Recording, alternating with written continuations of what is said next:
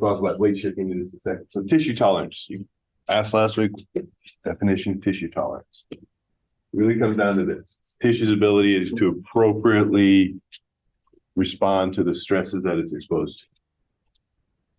Normal tissue, let's say normal tissue. Healthy tissue that's exposed to enough stress, an appropriate amount of stress, you're going to end up with strong, resilient tissues. If you have tissues that are not exposed to an adequate amount of stress, those tissues become weak, brittle, fragile, and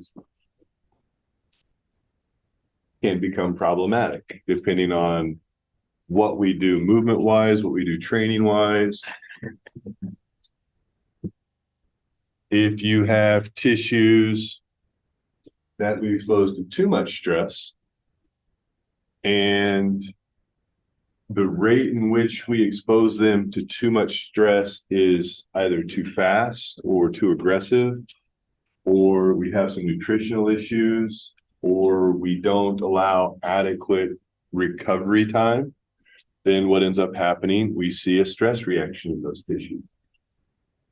Now, the unique thing about tissues is in order for a tissue to get stronger, you have to progressively expose it to more and more stress. And you have to create some low level of a stress reaction. The problem is when the stress that we're creating, the stress we're exposing it to is at a high level, but then we don't follow it up appropriately with adequate or appropriate recovery. From a sleep standpoint, from a nutrition standpoint, from a hydration standpoint, all the things that play into recovery. If we expose the tissue to progressively increasing levels of stress, we progressively increase our tissue's tolerance to load, our tissue's tolerance to stress. As long as we have that appropriate recovery period afterwards for the body to adapt, because just like everything we've talked about, that adaptation is kind of a delayed response. We don't develop neuroplasticity right now. We experience it right now. The changes happen when we sleep. We don't see physiological adaptations happening right now while we're doing the thing. We expose the tissues to that, and then when we recover, when we sleep, if everything's appropriate, we see the tissues respond appropriately. Our cardiovascular system, when we're going out on that long run, isn't improving at that point in time. It's being exposed to the stress at that point in time. It's only when we recover that we get that rebound response, that we see that improvement in the tissue tolerance. We have to have that recovery. So anytime we see an inappropriate response of tissue, an inappropriate stress reaction of tissue, we know that either we have a training problem, meaning our programming is wrong, or we have a recovery problem. The two aren't in balance. Either it's too much stress too quickly and not enough recovery, or just too much stress and not enough recovery. When we talk bony tissues, if we're expressing or exposing bony tissue to too much stress and not enough recovery, we see those as hot spots on our bone scans. Now we're back to this not working again. We see that as stress reactions, shin splints, stress fractures.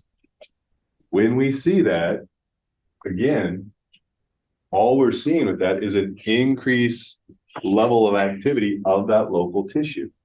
Why is it doing the thing that it's doing? Because we've exposed it to too much stress and we haven't followed it up with an appropriate level of recovery. If we're talking about muscle tissue, what we end up seeing, muscle tissue is almost as dumb as bone. Bone does one thing, nothing, unless you expose it to stress, and then it increases its calcium uptake, it increases its ability to produce bone. Muscle is a little bit smarter than bone, but not much. All the muscle can do is turn on and then turn off. If we expose, and the tissues are going to do the only thing that they do when we expose it to too much stress, which is why we see these hot spots on bone scans, an increase in calcium turnover. The bone's doing the thing that it does. In muscle, what that translates to, we see an increase in resting tone and we see spasm. It doesn't go away, but it's hard to go away because the muscle does one thing. It turns on and it doesn't turn off. And we see a low level of increase in tension, resting tension, or we truly just see a spasm that won't go away. In joint capsules, in the joint, we see an increase in production of synovial fluid. We see swelling of the joint. But the unique thing about that is swelling of the joint, but there is zero markers of any kind of an inflammatory response because it's not an inflammatory response. That joint capsule's doing the thing that the joint capsule does. It's filling the joint up with fluid to provide cushion, to create space, to provide cushioning. Looks like swelling on the surface, but it's not an inflammatory response. And that's why, remember earlier in the semester, we talked about when it comes to an inflammatory response, all 5 markers have to be there. All 5 markers aren't there, it's not an inflammatory response. Okay, why is that important? Your treatment. If you're treating a knee like an inflamed knee, and it's not an inflammatory response, you're wasting your time. Had a patient just Tuesday after class. I met with her. She had she tore meniscus last year, had surgery, had a partial meniscectomy, very simple procedure, got back from it. They noticed, when they were in there, the doctor noticed she's in her 40s. She was starting to develop some arthritic changes within the joint. Not uncommon. And progressively over the next several months, her knee pain just kept getting worse and worse and worse and worse. She followed back up with the physician. They did repeat imaging. And there was, at this point, significant amount of arthritic changes. So we went from a little bit of arthritic changes to a significant amount of arthritic changes. The bone is responding. The bone is responding to stress. We see that in that situation. Her complaint was the pain and the discomfort she was having. But what would happen is she would step down wrong, or she would do something. She'd be on her feet for too long. Her knee would hurt. And then guess what would happen? Her knee would swell up. Okay, this isn't a hard problem. We know you have arthritic changes. We know how the body's going to respond to that. It's literally a pre-programmed event that's going to happen. We can't be surprised by that. So what we have to do is we have to be able and ready to respond to those. So we have to address the swelling. Well, I've been addressing the swelling. It doesn't work. Then the soft, cuddly side of Brandon came out because we're an hour into this conversation and I'm getting a little frustrated. I'm like, well, obviously the things you were doing didn't work. So what were you doing? Well, I was taking care of swelling. How you always take care of swelling. Okay. Which is, I would wrap it up with an ACE bandage. I was taking anti-inflammatories and I would ice it, and it didn't do anything. It's just so frustrating. I'm doing all the things to take care of the swelling and it's not working. And I chuckled at that point in time. Why do you guys think I chuckled at that point in time?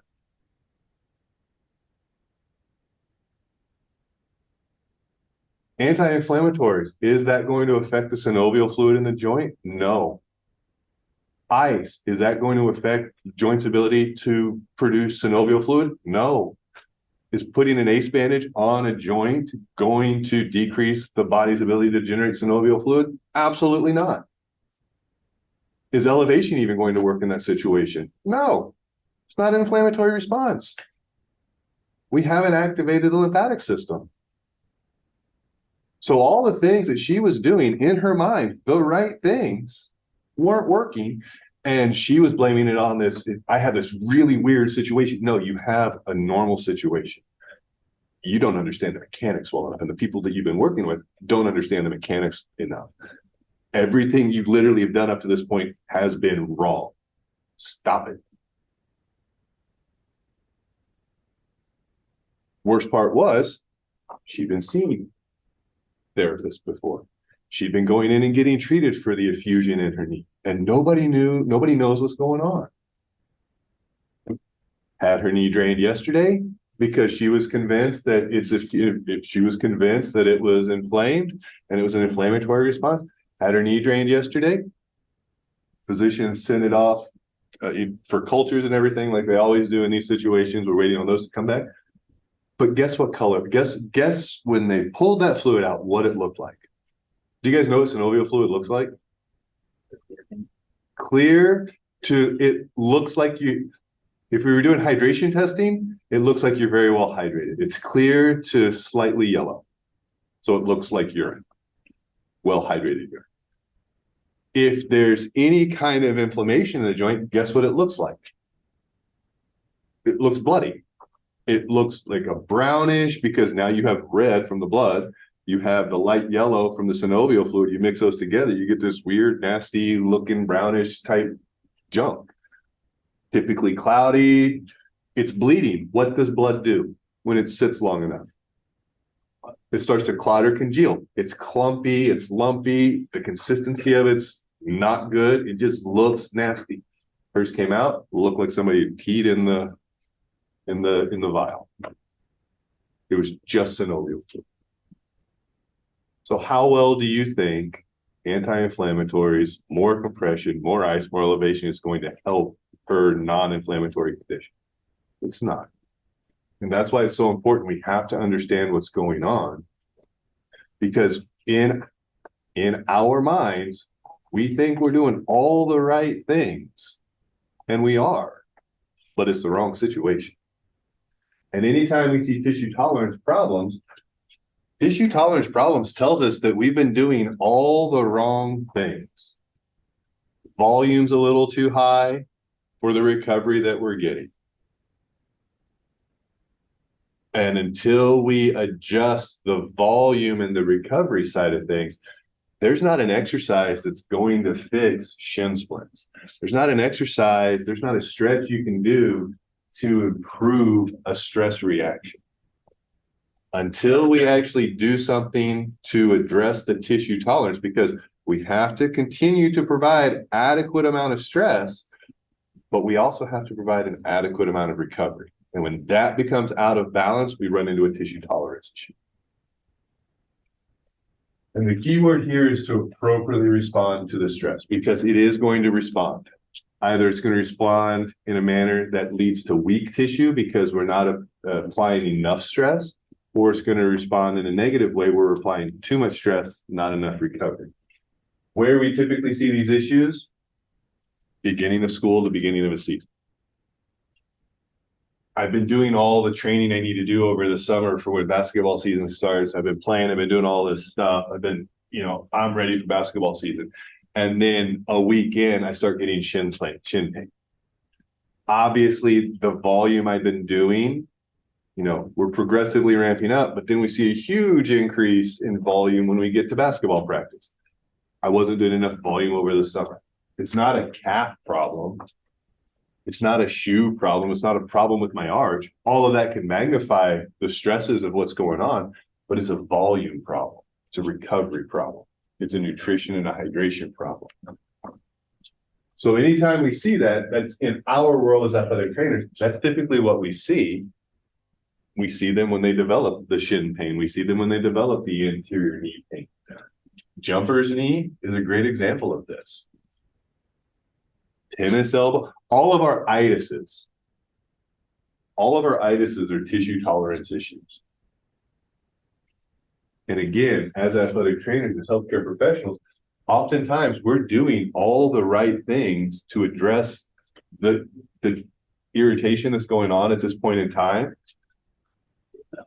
But what we don't do is address the recovery and the volume. Again, we go back and we think the exercises, the interventions we do are going to be enough to fix it. And guess what? We'll get people feeling better. That anterior knee pain, that jumper's knee, the patellar tendonitis, we'll do things, limiting their activities. We'll do things, we'll get them feeling better. And then as soon as we get them feeling better, what do? Send them right back to the level of the thing they were doing before. And then we get frustrated because they're not doing the right things, because they go back and 10 days, 14 days later, their knee pain's coming back. Oh, obviously, you're not doing the stretches that I showed you. They were great stretches. Obviously, you're not foam rolling enough like I showed you. You're not doing the things I showed you. No, it's a tissue tolerance problem. The volume they were at caused the problem. We took them away from that volume. We did the right things. And that, I'm not saying we're not doing the right things. We're doing the right things. But remember, what caused this? A tissue tolerance problem.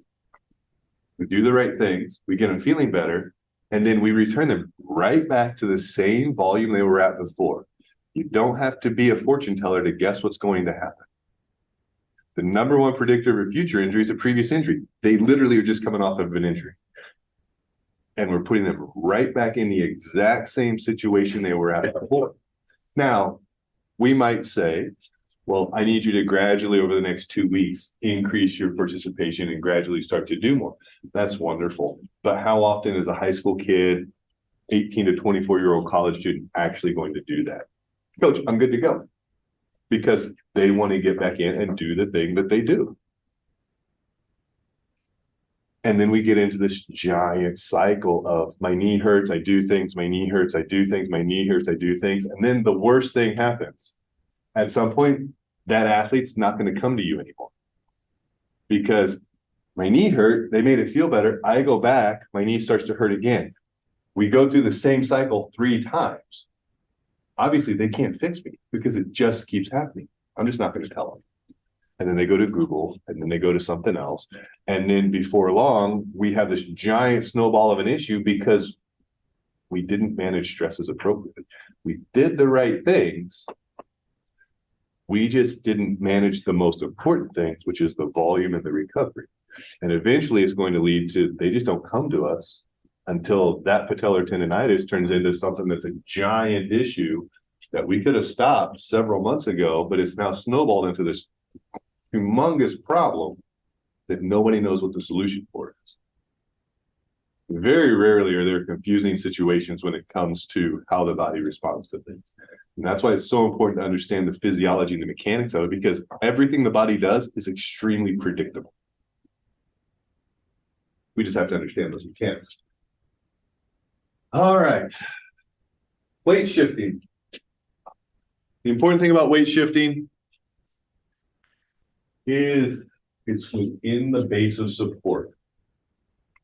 Whatever that base of support is based off of the posture, we are shifting our distribution of weight within that base of support.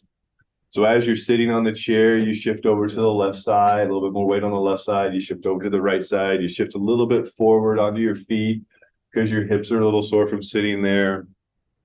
You're shifting and redistributing the weight over your current base of support. Maybe it's because you're sitting in that spot and something starts to not feel good, so you offload it a little bit. Maybe it's, I need to reach for my coffee and I have to shift over just a little bit for that. Maybe it's somebody walked by, you want to see a little bit better. You shift over and within your base of support, whatever that base of support is based off the posture. As we progress from prone, supine, up into quadruped, sitting, kneeling, and all the way to stand, 2 things are continually happening. That base of support is getting progressively smaller, and the lever arms that we're having to manage over that base of support are progressively getting larger. So the head starts out close to the ground, large base of support, we end up in standing, head's as far away from the ground as it can get, still in contact with the ground. There's a very long lever arm in between. So it becomes harder and harder as we get away from the ground to control those weight shifts. Leaning tower pizza, how do you pronounce it? It's got a constant weight shift going on. What happens if it goes a little bit further? It's going to fall over. It just hasn't in all of these years. Now, the nice thing is within the neurodevelopmental sequence, we're constantly going to the limit of that control over our base of support. What happens if we go too far? We fall. And when I say we fall, some of the videos that we'll look at, I have here in a second, I'm going to show falling. You can fall out of supine. You can fall out of prone. Doesn't quite look the same as falling out of quadruped. It looks just like you're collapsing down to the ground and it's not that far to go. But if you go too far, if you go past that limit of control, we fail. Failure is falling. Kids fall all the time. They test the limit, they fail, they fall. They test the limit again, they fail, they fall. They test the limit, they fail, they fall. What does that sound like? Neuroplasticity. We're getting repetitions. We're constantly finding what that limit is. And we go to the limit We figure out where that limit is. And if we go a little bit past that, we fall. We know exactly where that limit is. As we do that, we're slowly extending our ability to control our body weight within our base of support until we get all the way out to the extreme fringes of that base of support, our ability to control things. And guess what happens when we do that? We move into a different posture. Or we then move from here to there, because eventually if I lean too far, I'm eventually going to fall. If I don't put my foot down, what happens? I face plant. But to not face plant, I have to put my foot down. Well, now I've changed my base of support. So as we extend that control over our base of support, eventually we're going to go so far that we have to change our base of support. And that's where the important part of this lies. Weight shifting is within our base of support. As soon as we extend our base of support, we are now moving outside of weight shifting. Okay.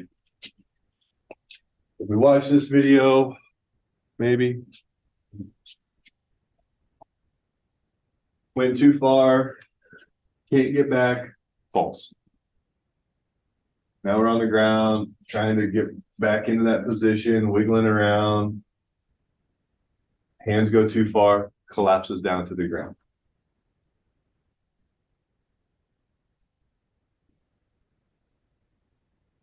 Shifting back and forth within that base of support, pushing down through the head.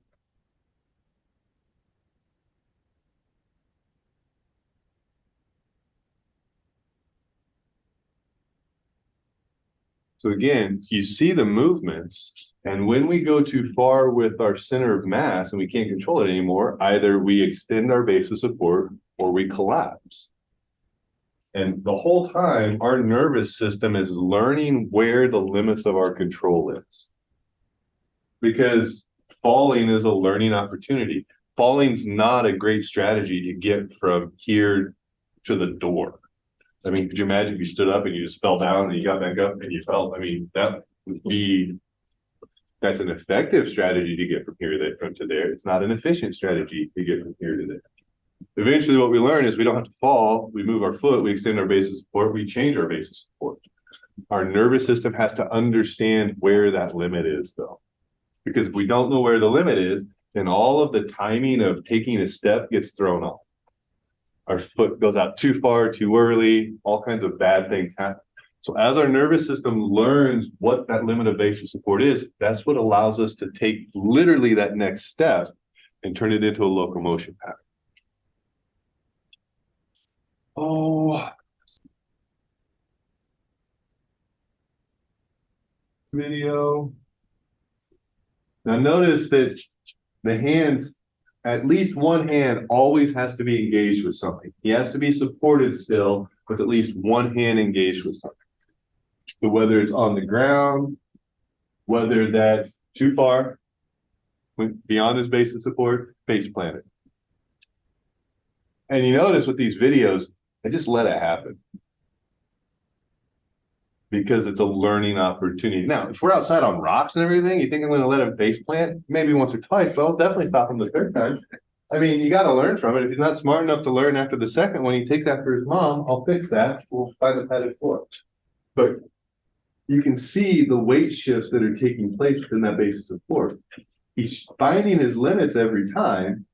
When he gets to those limits, he either stops and comes back from them, or goes a little too far and goes beyond and falls down because doesn't know exactly where that limit is. So it doesn't know that as I get close to that limit, I at the same time have to lift that foot up so I have something to step down on. It ends up being, I'm at that limit. Oh crap, I need to do something. Doesn't have the strength at this point in time, doesn't have the ability to produce enough force quickly enough to respond to now I'm falling. I've got to then pick this foot up, get it out in front of me, then catch myself. All of that's a very complex strategy that has to happen. If we know we're at that limit of support, then that starts to intuitively happen. We get our foot out. But how often, well, when people fall, it's because something unexpected happens. Something moves different. There's something that's in front of us that throws off that timing and we face plant. But it all happens because we then can't move that limb fast enough in response to our body falling to prevent a fall. And that's full-grown, physically mature individuals that have a fully developed nervous system. That child, that infant that doesn't have any of that, and on top of it doesn't have the strength, has no chance of doing that. So that's why finding the limit of that control is so important, because when we find that limit, when we know that where that limit is, as soon as we start to approach that limit, now we start to know that if I don't do something before I pass this point in time, I'm going to face plant. I don't want to do that. If I'm coming forward and I start to get this foot up off the ground, it's easier for me to step down on it than it is for me to fall and try to catch myself. And the nervous system learns that. And the only reason that it learns that, though, is because it's constantly finding that limit of control.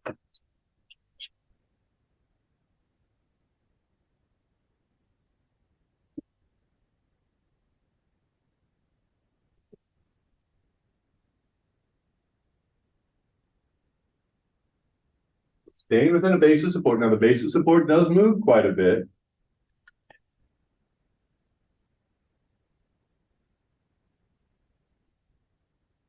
Fell, went a little too far, couldn't catch himself, couldn't get his arm down, fell down.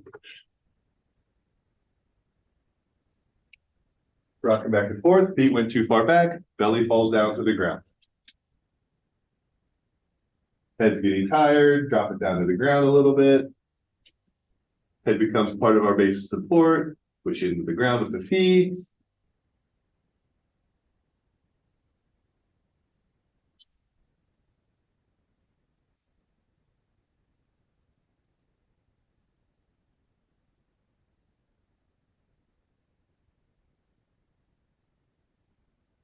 Now notice there's a lot of movement taking place, but he's not moving anywhere because he hasn't figured out yet in this position how to extend, how to move his base of support. Now we see his base of support constantly shifting, but his base of support is shifting, and he's not able to control his center of mass outside of that. So as he's shifting his base of support, his center of mass is staying within that. Now, once he gets to the point where that arm gets out a little bit further and I can now shift my base of support, then that's what we see as crawling or walking or rolling or different things like that. So with weight shifting is all about finding and learning what our limits are within our current base of support. Because our nervous system has to know when we're nearing that so that it can start anticipating, predicting what the next literal step is going to be.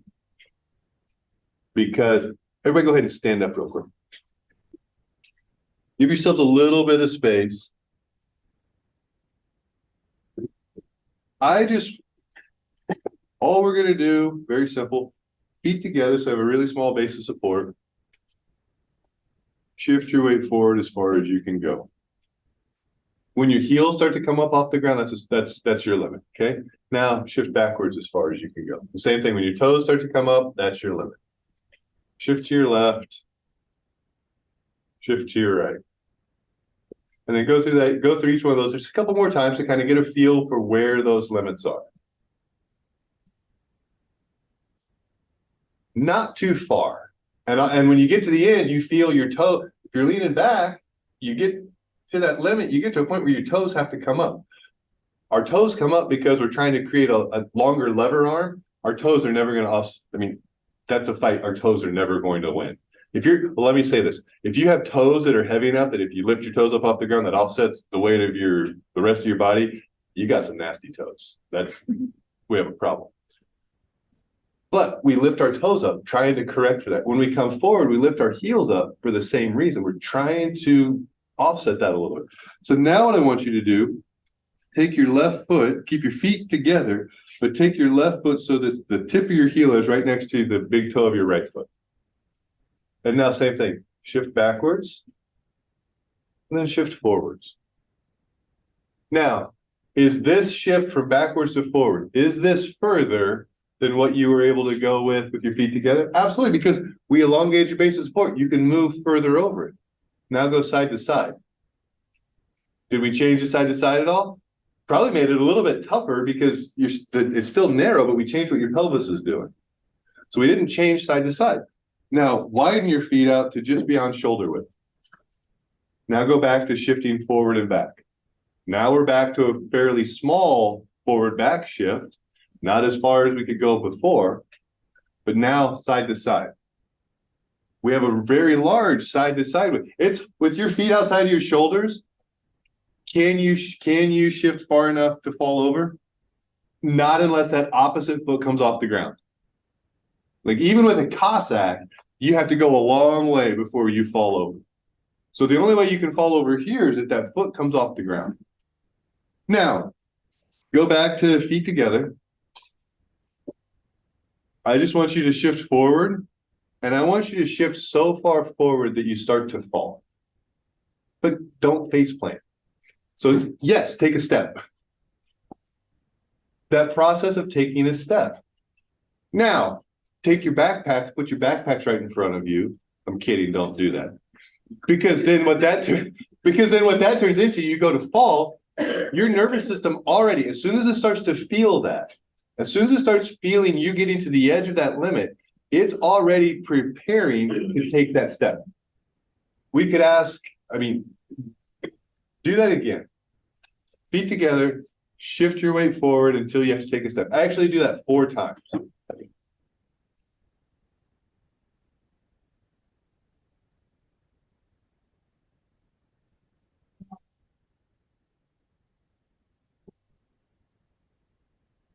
Okay, now, trick question. Did you always step with the same foot? We have one person in the room who's like, no. Everybody else is like, yes. The tendency is we always step with the same foot, not because we're right foot dominant or we're left foot dominant, but because your nervous system, this is the natural, this is our response to the situation. This situation's happening, here's our response. Right foot. Right foot. Right foot. Now, if you go back and forth, it's not always the same one. There's some crazy going on there. I don't know why that happens. But the natural tendency is because it's a pre-programmed response to what's about to happen. I'm going to fall. I don't want to fall. Something has to step forward and catch me. It's got to be one of my legs. We're always going to do that with the right leg. Your nervous system has that. You guys can go ahead and sit back down.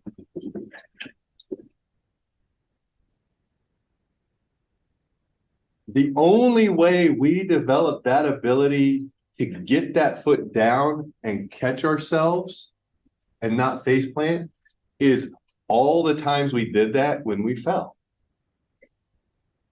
That was a long time ago for you guys. And then as you've been up on your feet, as you've moved around, we continue to refine and fine tune that.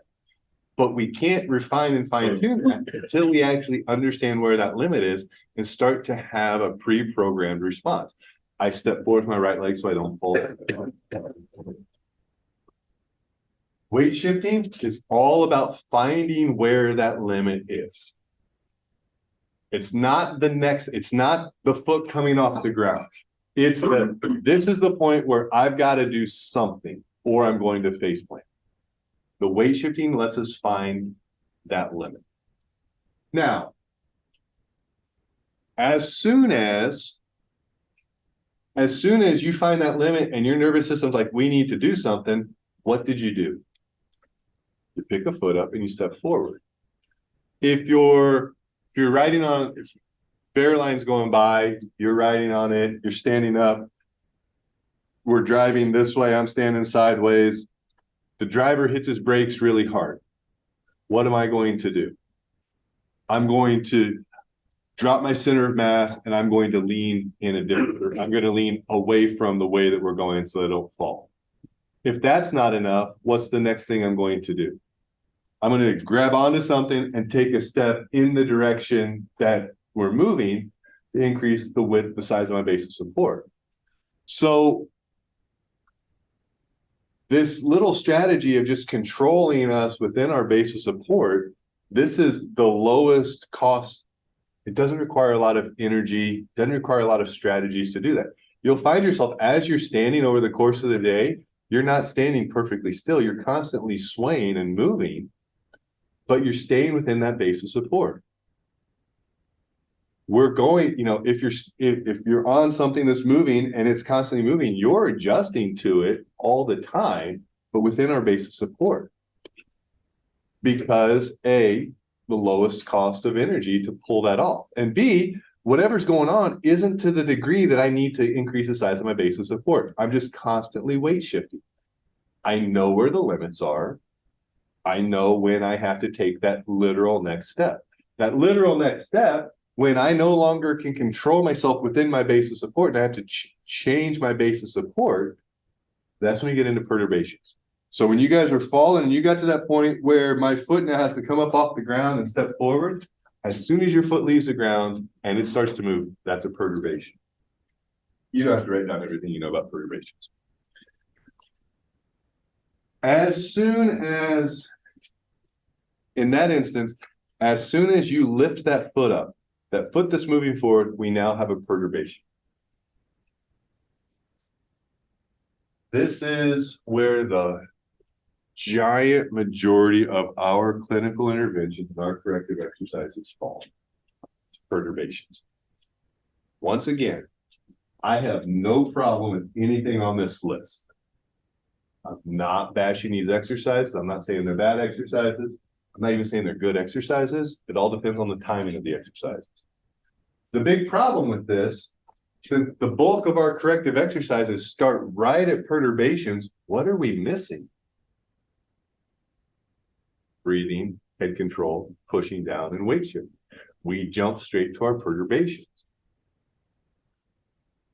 So the pendulum, any of the stuff that we're doing where our hands moving out in space, our foot's moving out in space, whatever things you want to do, you're looking at pendulums.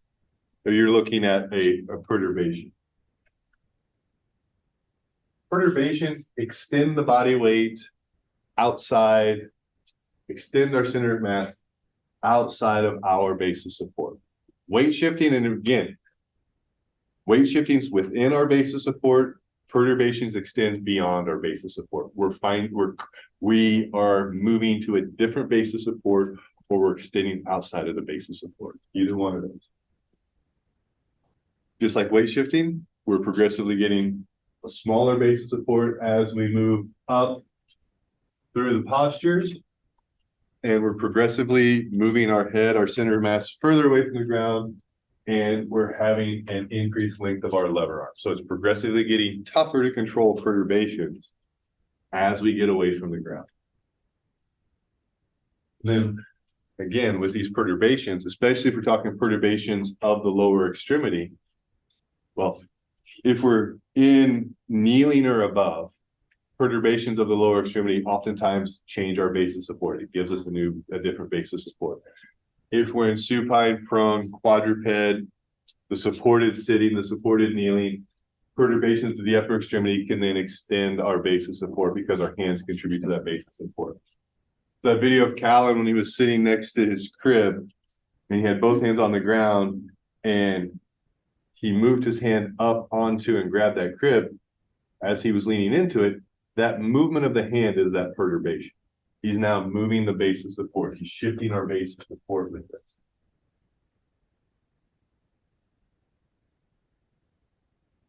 The arms, the legs, those are the easy ones to think of when it comes to bases, when it comes to perturbation. But we can't forget the head. We can move our head and that becomes a perturbation. And when we talk about that, oftentimes that's where we talk about cervical ranges of motion. Especially, it's hard. I mean, if we were to all stand here and I want you to lean your head all the way to the left, lean your head all the way to the right, forward, but you're not going to move your head so far that you find the limit of that base of support. But go ahead, stand up real quick.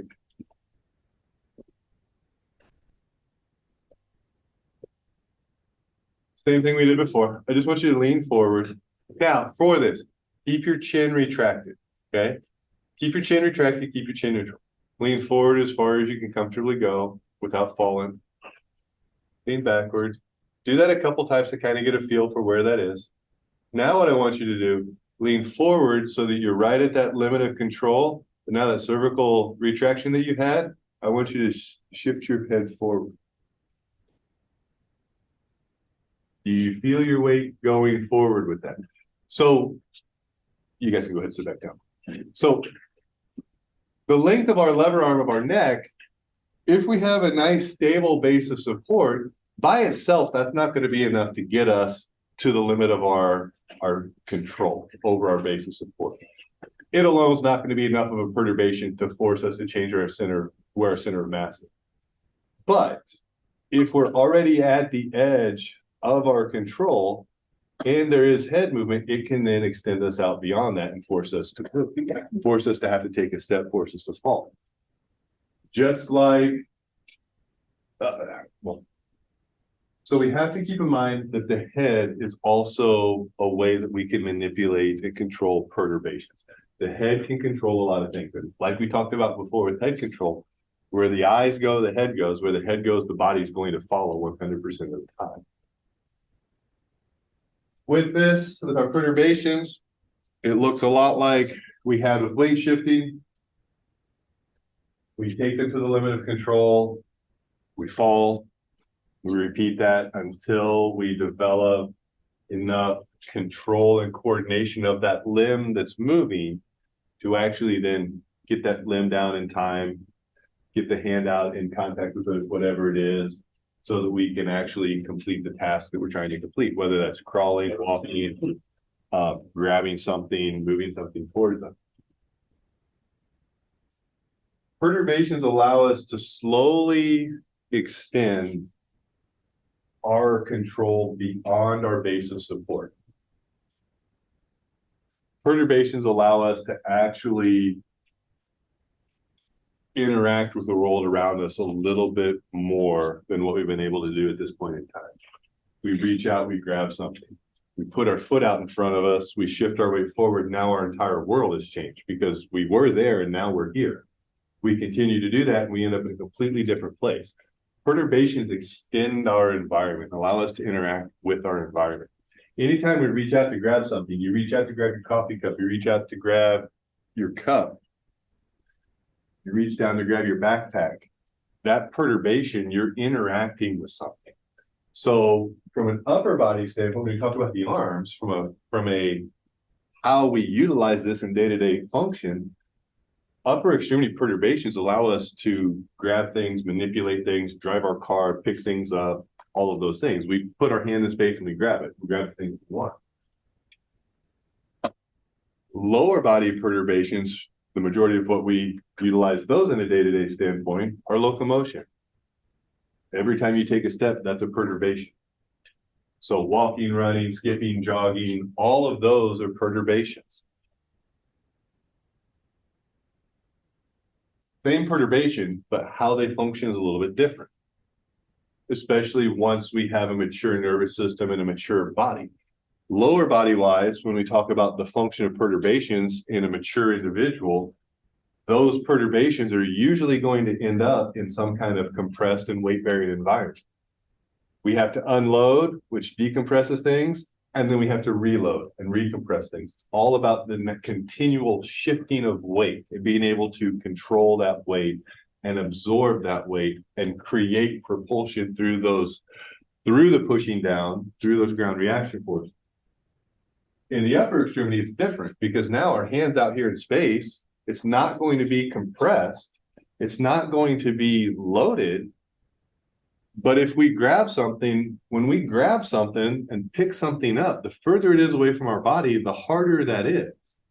Because now, as soon as we pick that thing up, I have to now, my nervous system on the fly, as soon as that item comes off the ground or comes off the table, I now have to control a weight shift because I have a combined center of mass.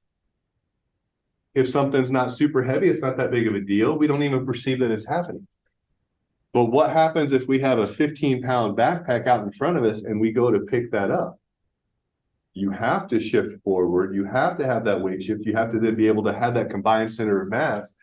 Your upper extremity musculature has to activate at just the right time to pull that off. Your trunk, your pelvis all have to do that. But it's quite a bit different than if we're just putting our foot down and shifting our weight on top of it. Our hands, we see something, we go out, we grab something, we manipulate something. Our lower body, we use typically for locomotion. Why is that important, Brandon? Well, because from a rehab standpoint, the function of the lower body, the function of the upper body, the function of the arms, the function of the legs have different functions. Yes, we need to be able to load the upper body. We need to be in positions where we load the upper body. The arm learns to be an arm first through weight bearing, through prone, through supine, through quadruped, through supported, sitting, and kneeling. Only after it's learned how to be a weight-bearing limb does it learn to be a non-weight-bearing limb that we manipulate and interact in the world around us. But it first learns how to be an arm through weight-bearing. Because it goes back to the whole function is for me to reach out and grab something. I need to be able to control the upper arm, the scapula, the trunk, the pelvis when I pick that thing up and have a combined center of mass. I need to be able to have enough muscular activity to do that. So from an intervention standpoint, the first perturbations I need to expose the shoulder, the upper arm, the wrist, the hand to are perturbations where it's loaded through prone, through supine, through quadruped, through the supported sitting and kneeling. Once I've done that, then I need to free the hand up to where I can manipulate items in space. I do all kinds of weird perturbations out away from the body, but only after I've taken care of what's going on proximally through the weight bearing component of this. How many times have we run into situations where somebody has shoulder pain because they have poor scapulothoracic rhythm? Their scapula doesn't work well. It's a rotator cuff issue. We need to work on the activation of the rotator cuff. We see this all the time. What's the traditional go-to set of exercises to work on the rotator cuff? We grab a band and we do the external rotation, we do the internal rotation. We'll do it up here. We'll do different kind of rowing, we'll do scaption, we'll do scapular punches, we'll do all of that stuff. Not saying those are bad exercises. But how does the rotator cuff first learn how to be a rotator cuff? With the hand free in space, with the hand fixed and us moving over it. Fixing a rotator cuff problem is a piece of cake. You'll never fix it if you start with perturbations. And that's the problem with perturbations. We often start with a good exercise. It's just a bad time. And it's not going to work. We need to get to that point, but we need to teach the rotator cuff how to be a rotator cuff first through loading and through weight bearing, through prone, through quadruped, through our supported sitting and kneeling.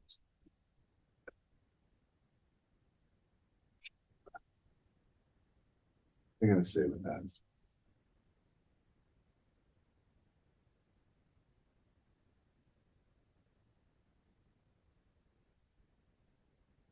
So we have to understand how these play into what it is that we're doing. Lower body perturbations, we need to be able to effectively shift our weight back and forth with this.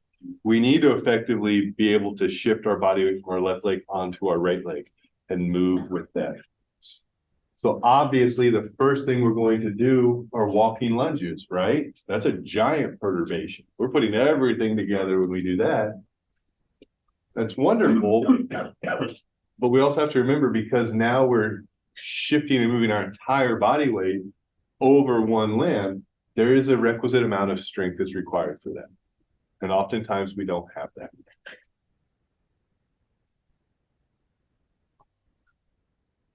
Let's watch some of these videos. So now you can see as he stands up, pushing down, gets up into the squat. Now that hand's out there and that hand's moving around, as his hand's moving around, I want you to watch what his hips and his feet are doing as he's flailing that hand out there. He reaches that hand to the right, his butt goes back into the left. We have to offset that. We have a base of support, we have a limb going this way, we have to offset that, go the opposite way. He doesn't actually fall here, I don't think. But that perturbation changes what's going on from a control standpoint.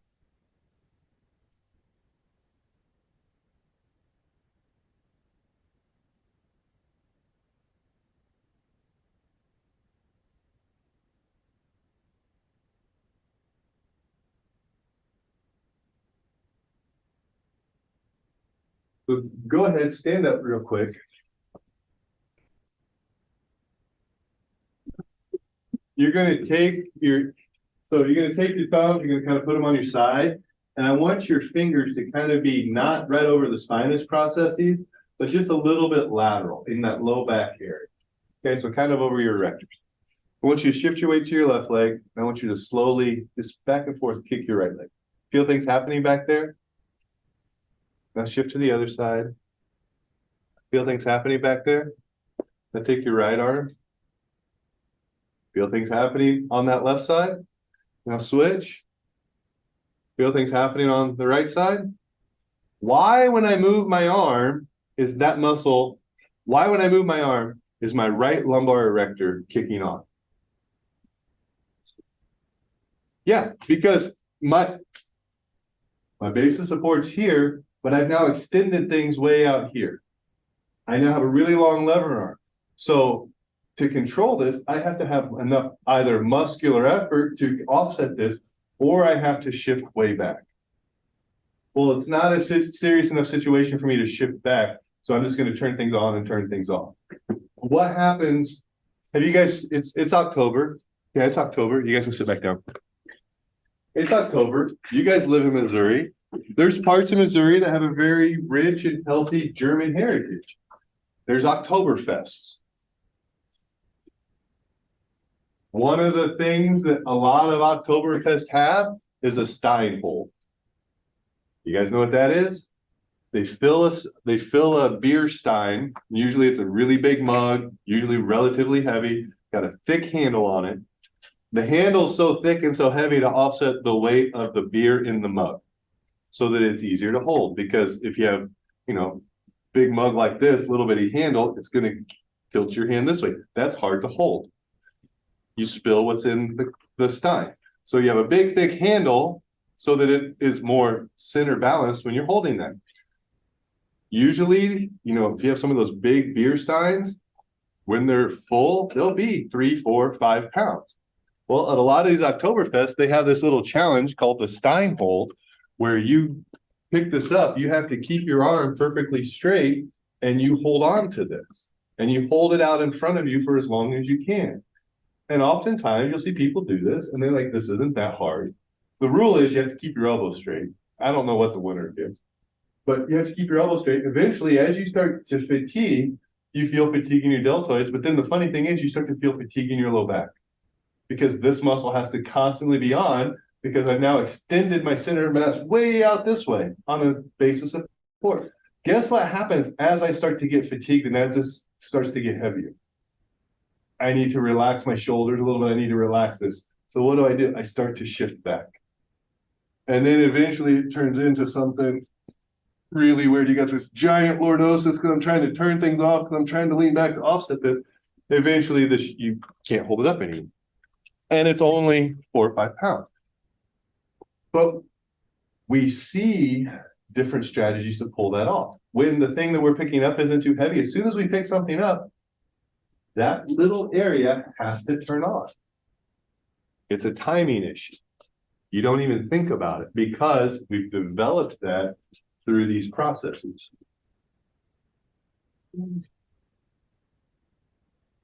Watch this one. Kicking the feet, moving the arms. Now notice with this, as we're just watch this one the first time. Watch the arms, watch the legs. As the arms move off to the side, as the legs move off to the side, you see him rolling back and forth from his side to his back.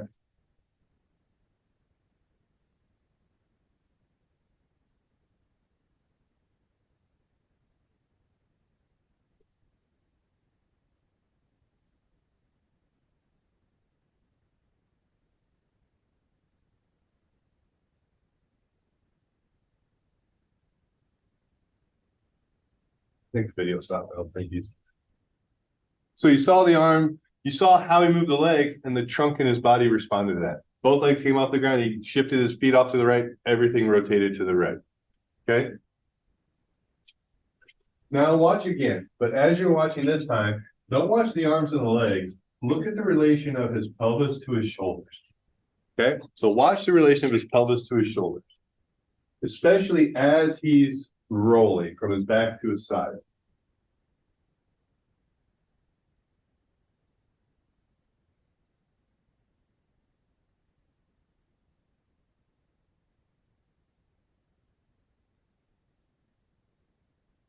And he says here, do his hips and his shoulders stay more or less aligned with each other for the whole time? They do. And notice when I said he rotates, I didn't say he dissociates. Dissociation is the next pattern that we're going to talk about. When we first start to see this, when we first start to see the body rotate around the axis in response to these perturbations, the shoulders and the hips go together. We see ipsilateral rolling. We run into ipsilateral rolling every fall. You guys know how we interact with ipsilateral rolling every fall? What does every athletic trainer in July or August, what kind of in-service do we go through? If we're associated with football, spine boarding, athletes laying on their back, we have to get a spine board underneath them. How do we do that? There's two acceptable ways. We either lift, if we have enough people, we lift, slide the slide board under. If we don't have enough people, what do? We stabilize their head and we do a log roll. We do an ipsilateral roll. The hips, the shoulders, and the head all go together. That's how we see rolling develop. We see the shoulders and the hips moving together because the nervous system hasn't yet worked things out to where I can have my hips pointed in one direction, my head and my shoulders pointed a different direction. That's a much harder task to pull off for the nervous system. So when we see this happening, we see this ipsilateral rolling happening in response to the perturbation. That's telling us where we are from a neurologic standpoint. When kids go to throw a baseball, when kids first are learning to throw a baseball, do you know how they throw a baseball? How they throw a ball? They take it, they step, and they throw with the same arm. 100% of the time. I'll throw with my right arm, I step with my right arm. My right arm and my right leg are going in the same direction at the same time. I'm moving from here to there. My shoulders are staying aligned with each other. My hips are staying aligned with each other. My hips stepping so I don't fall down. My shoulders moving forward. My arm and my leg are mirror images of each other as I'm doing that. That's a hard task. The nervous system does it like that because it can only manage so many variables. I need to step, I need to throw, I need to move forward. We're going to dumb it down. We're going to just do all that at the same time. And what does the dad is now starting to live his unfulfilled baseball dreams through his child tell that kid to do? If I'm throwing like that, what's the instruction that dad gives? Well, what's the coach? You step with the other leg. Yes, because why do we step with the other leg? Because when we step with the other leg, we open the hips up, we open the shoulders up, the hips start to come forward. This rotation now starts to create more of a whip, a longer lever arm. It allows us to throw the baseball a lot further. I can throw a baseball like this. I can't throw it very far. To throw it further, I need to be able to generate more force. I can generate more force by stepping harder and throwing harder, but eventually to generate more force, I need to get that whipping action to take place. I have to be able to dissociate the hips from the shoulders to generate that momentum. That's how we run, that's how we throw, that's how we swing a bat. Any of our force production type activities have some kind of that dissociation type movement because it allows for an increased range for force production. But when we're first learning it, it's all together because it's simpler for the nervous system to pick up. And then eventually, not because the dad is coaching the kid to step with the other leg, eventually the kid will realize I need to throw the ball further or this isn't effective, and they'll step with the other leg and the ball will go a little bit further. And then they just progressively start to pick that up. But we see that progression from ipsilateral to contralateral. So when we start these larger perturbations where we're moving into dissociation, the final pattern, we always see ipsilateral precede contralateral. We always see right arm and right leg working together because it keeps everything alive. Only when we've had enough reps with that and worked out the kinks enough with that do we go to contralateral, which then opens the door to dissociation. What's the next one?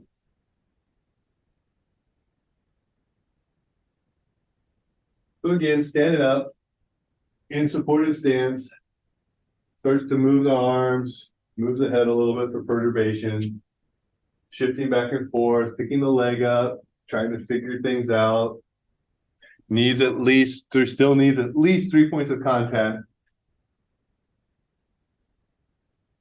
And as we see these supported postures, whether it's supported sitting, supported kneeling, or supported stance, you'll start out, they have to have all 4 points of contact in contact with something for support.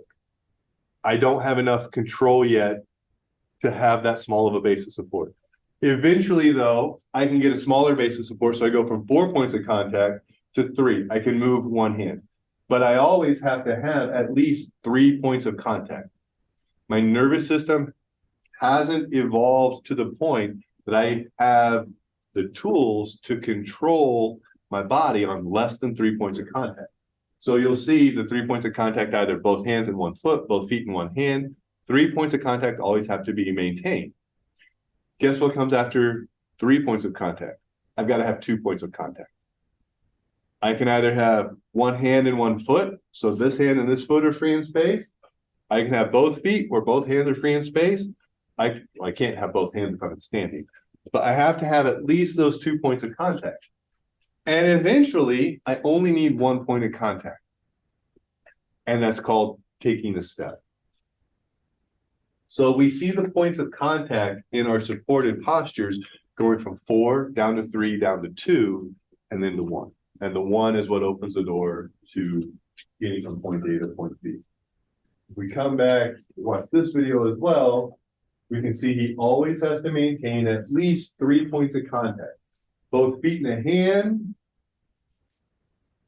both hands and one foot, or vice versa. But never less than 3.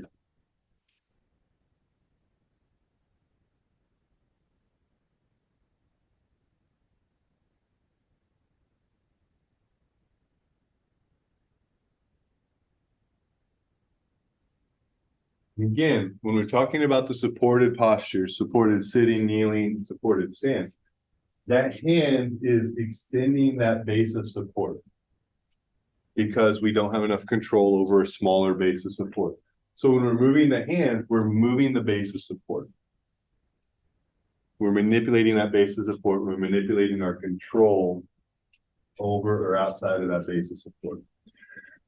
And again, weight shifting all happens within our base of support. Perturbations, we're now extending that out beyond our base of support. The perturbations are important because, especially as we start moving the hands, we see responses in the pelvis and the trunk to offset that.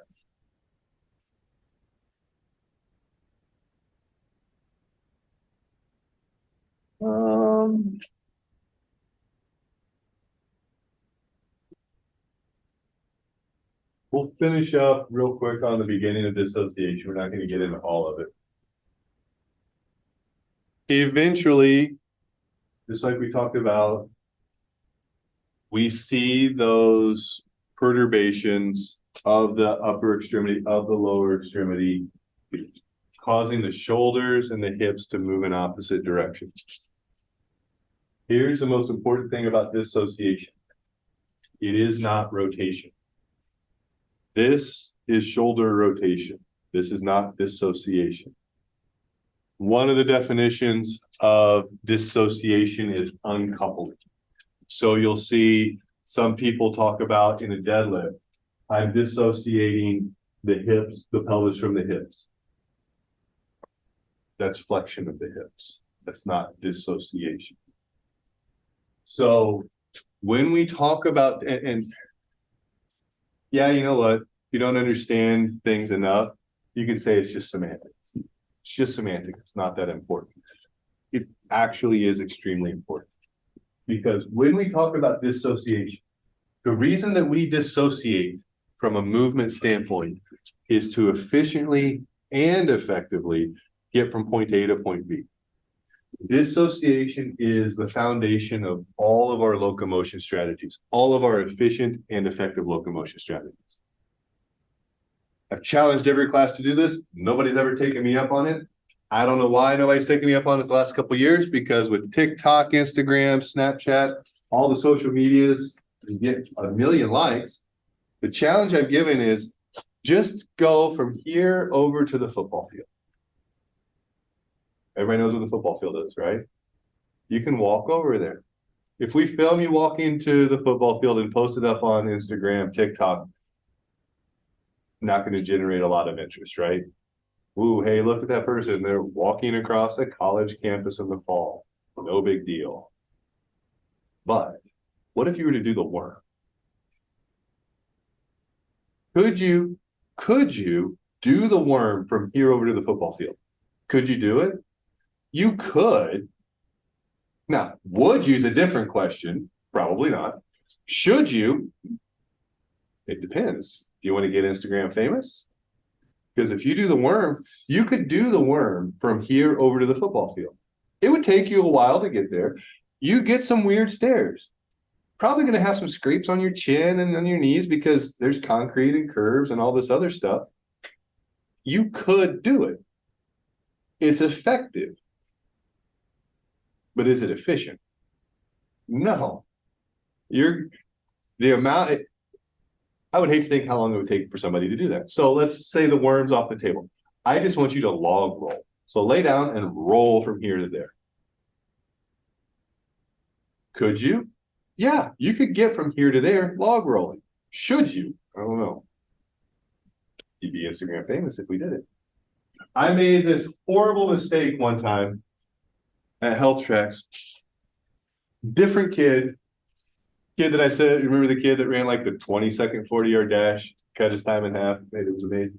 We also had another kid, we do a test, the pro agility test. You start here, 5 yards that way is a cone, 5 yards that way is a cone, so it's 10 yards. Whenever you're ready, you turn, you run, you touch, you run all the way over to this one, you touch, and you run back past the middle of the cone. So you go left, all the way right, back to left. This kid was like watching molasses in the wintertime. He was just going super slow. And not the only time in my life, I said some words and it got me in trouble. I think the words I might have said was, I can somersault the pro agility faster than you can run it. And he was like, I bet you can't. Which at that point in time, I had a choice to make. You're right, I can't. Or, are you ready? And so I can confidently say I beat him only somersaulting the 40-yard, the pro agility. Now, I forward somersaulted this way, backwards somersaulted, because I don't know if you guys have ever tried to transition a corner in a somersault. There's no good way to do it. You go forward, you go backward. So I somersaulted forward, got to the marker, somersaulted all the way backwards, got to the marker, somersaulted forward. I beat him. Everybody in the room agrees that I beat him. He even said that I beat him. Now, long term though, he won. Because for the rest of the day, I was sick. Like, could not stand up. The whole room was spinning. If I stood too long, felt like I was going to get sick. Had a headache that just progressively got worse the whole day. Because I don't know if you've ever done max somersaulting forward and backwards for 20 yards. Would not recommend it. Could I do it? Yeah. Would I do it? I did. Should I have done it? Probably not. Will I ever repeat it? No. No dissociation happens when you somersault. Log rolling, no dissociation happens. Doing the worm, no dissociation happens. They're effective strategies to get from here to there, but they're not efficient. They come at a very high cost from a caloric standpoint. And the reason they're not efficient is because everything is happening together. The whole key about dissociation is about the transfer and the utilization and the reciprocal use of the limbs to efficiently use our energy to get from point A to point B. We see it with crawling. Crawling's the first efficient and effective form of locomotion. Before that, we can lay on the ground and you can see that baby roll over to get from here to there, but they're not going to roll from one side of the room to the other side. They can go a little bit of a distance, but it's not a lot. And you'll start to see, and the videos I have for Tuesday, we'll start to get into and show some of the dissociation that we see with that. It's effective, it's not the most efficient. Once we get up into crawling into quadruped, now when we start to dissociate, the shoulders and the hips are working together. The pelvis and the shoulder girdle are working together. We can efficiently get from here to there. Parents love when their child starts to crawl because now, hey, look, little Timmy's starting to crawl. It's wonderful. And that joy of crawling lasts for all of about 15 minutes. Because up to that point in time, you set the kid down, you go do other things. You come back, the kid might be 4 or 5 feet away from where you set them because they're going to roll over once or twice and that's going to be it. But as soon as they start to crawl, their world has completely opened up. What they see, they're going to go to. What gets their attention, they can crawl to. So now you set the kid down, you walk away, you come back, you might have a moment where you have to try and find your kid because your kid took off crawling because it saw something and followed the dog into a different room.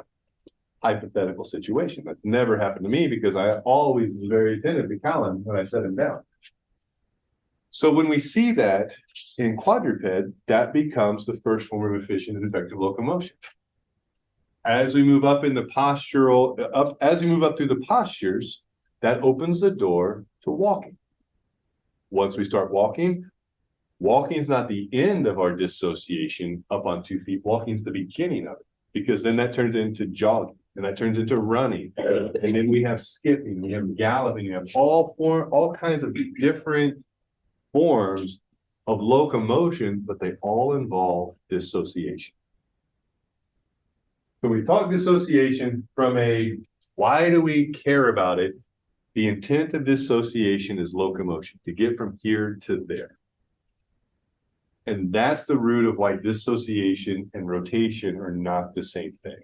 That's why when we're talking about dissociation as part of the neurodevelopmental sequence, it's not the same as uncoupling one joint from another joint or one region from another region.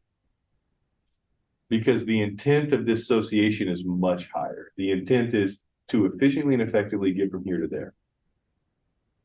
Not to flex the hips, not to move the shoulder joint in isolation. Nothing about dissociation involves isolation. We'll talk a little bit more about that on Tuesday.